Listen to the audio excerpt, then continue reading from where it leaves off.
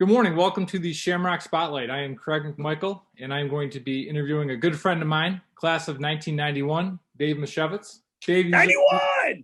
Woo! Usually we do this every week, have a little coffee. I thought this was a cool opportunity to share a little something fun that you have going on. What's that, Craig? I noticed that I was on HBO Max last week, and I saw that there was a little movie called No Sudden Move. And I saw you in it. I was hoping that you could talk maybe a little bit about the film and how you got involved with it. Sure. Well, No Sudden Moves, the Steven Soderbergh movie that was shot here in Detroit last year. It was supposed to be in April. Some stuff happened, whatever it may be. Got picked back up again to go last October, November. Got to audition for it. Got a little part. Played the role of Brian Atkinson, which is kind of like a gatekeeper cat in between action from the big stars, which is awesome. Yeah. What do you want to know, Craig? Well, what is the, it was shot here in Detroit. How does the movie dive into the city of Detroit? Obviously I know about it, but I'd love to hear your perspective on, the time frame and how it connects to the Motor City. So it was 1954. That's the time period that was set in. The MacGuffin of the film is the catalytic converter and how the car companies essentially knocked out all the trolleys and knocked out all the neighborhoods and made way for our vehicles to be roaming around. That's the gist. Little heist movie gone wrong. So Don Cheadle's in it, Benicio del Toro, David Harbour, John Hamm, Brendan Fraser, Matt Damon, Julia Fox. It's loaded. And then the local cats get to fill in the mix, and I was one of those. Yeah, that was so cool. That had to be really cool working with Soderbergh and working with like Don Cheadle and stuff like that. Were you able to wean anything from them? As you were on set or kind of doing some stuff, or able to kind of grow or expand upon that? It was. I'll say from a perspective of it happened so fast, all the stuff that was kind of going through, that it was nice to watch it all play out, watch everybody's kind of role in the intricacies of all the behind the scenes stuff that just made the on-screen stuff happen. So to come in and just be as prepared as I could, do what I was doing, and have them say, okay, moving on. You're like, wait a minute, what? How did that? I don't even know what happened. So, just do your job, prepare for it. And then being around those guys too, it was extremely interesting just to be in the scenes and watch what they're doing, and really kind of like pull you in to that thing personally. So I don't know. It was just neat, man. Awesome. So you have, I've known you for now 15 years. I think we've coached and been friends. And you've had a fascinating career.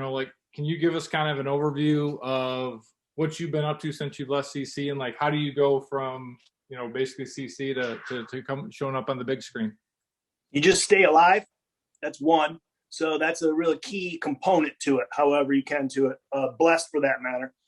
No, in college, I got into an improv sketch group, but also played rugby.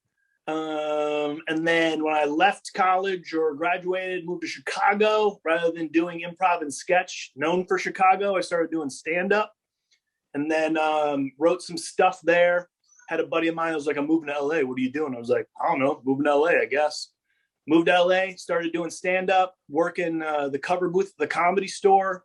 Moved up to Door Guy, which at that time was like the door guys are there to watch not only folks coming in, but watch the comics, learn from what's going on, because it's the gym, it's the classroom that place is, but also be there in case somebody doesn't show up, so you get a fallout spot, or you get to go up after the lineup for the night. So you just get a lot of experience watching and doing stand-up. Got an agent while I was out there, did voiceover, commercial stuff, which is cool. Had a long list of that kind of thing. And then moved back here in like 2010 when Detroit was going to be the Hollywood of the Midwest. And then apparently that's not financially feasible or fiscally responsible or some whatever, because all of the resources that we have here in Michigan, why have a different industry doing stuff? I don't know. Don't ask me. But I was home, you know.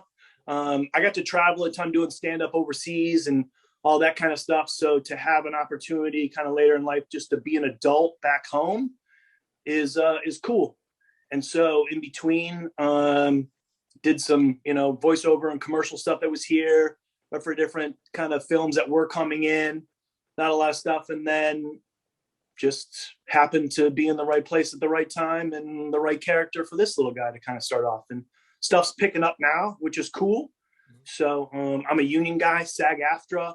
I know this is a right to work state, but I'm going to keep my union card. I get a pension. And there's something in my head about that kind of like, I don't know, worthiness, loyalty to kind of what's what here in Detroit. So, yeah. So you really just kind of like put yourself out there, because I think one of the cool things about CC now, even as opposed to like when we went there, they have 3 years of cinema production, and then I know you're a big creative guy. You know, they've got the whole Adobe suite. What is you know what is your recommendation to those young guys that are, you know, going through, they're thinking about a creative career?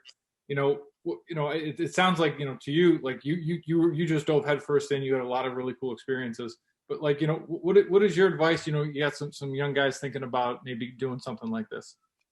Create, like, watch all the stuff, you know, even the stuff that you didn't grow up watching, because you don't know what you're going to pull. You know, you didn't come up with anything new, but you get to like innovate on what's there. But also like stay true to yourself, tell your story, whether it be the story that you wrote or something that you're bringing to it, the way you see something as you're shooting something.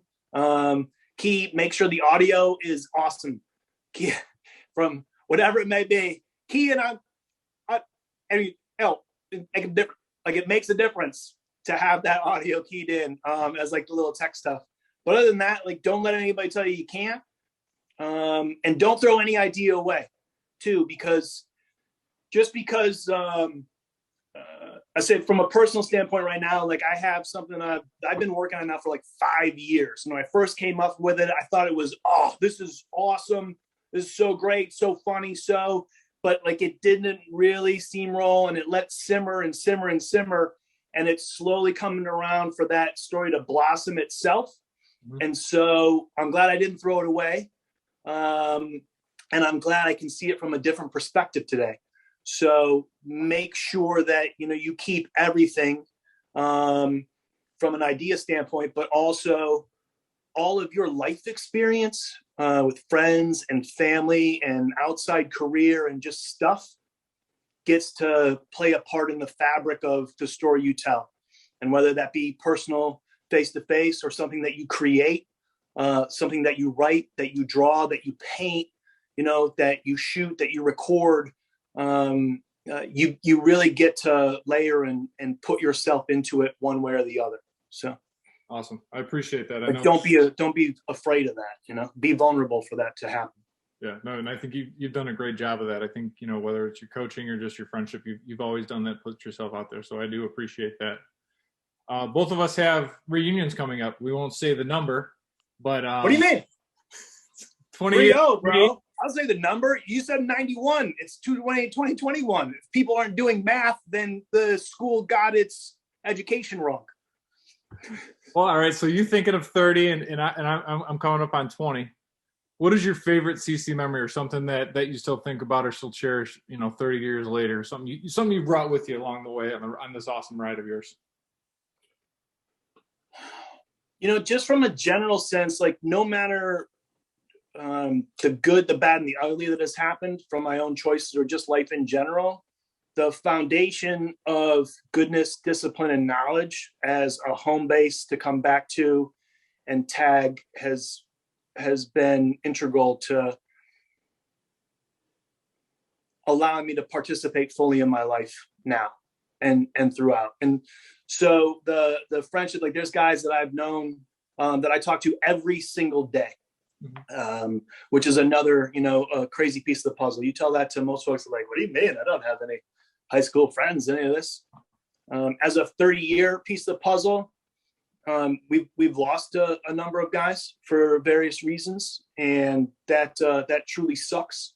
So to maybe be able to get together face to face and share some of those experiences and those memories is key. But also what we've done since, it matters as well. You know what I mean? Like it's kind of that reunion year of like you don't want to like go back to like, I wish it was still that way. Like, no, I don't at all, man. I don't want to be that teenager that's like, burr, burr, burr, I know everything. I do not want to do that again. But having the opportunity to go there and be part of that, and having the teachers that we had and the friends that I've made there is pretty great. From like an actual, like, what's the memory of, driving out to a Wisner Stadium with guys to play Boys Bowl or to watch Boys Bowl and be part of the Monogram Club to get folks cheering, and like, where are we? And now I kind of live out this way. So you recognize, oh yeah, that's a street that we had to drive to. I didn't know where that was, man, coming from Redford and nobody like, so just that stuff of driving to random places and supporting the athletic teams, but like everybody having a part in that, which was really cool. You know, like you might have your cliques out and around, but everybody really did a great job during our kind of year and crew to really make it a completely encompassing experience, which is awesome. And then other than that, I mean, the coaching stuff that we had early on, from 2007 with those little freshmen. Yeah. What was the song we used to sing? Catching and passing and passing and catching. It's an easy song to sing, but a hard thing to do. Catching and passing. I hope they still wake up singing that song. Yeah. Especially since a couple of them, we play in the old man's league, which they're not old men, but they're like, it's a slow league, coach, and we haven't played in a while. And they're catching and passing very well still. So something happened well. I don't think we had a hand in. No, it was all coaching. We're gonna take full advantage of all coaching. Yeah. Absolutely. We were there. So that's right. Good job. Awesome. Well, hey, I just wanted to thank you for taking the time to meet with us. I'm definitely looking forward to getting together with you again for some coffee. And then for all our friends out there, check out No Sudden Move on HBO Max. Dave? No Sudden Move.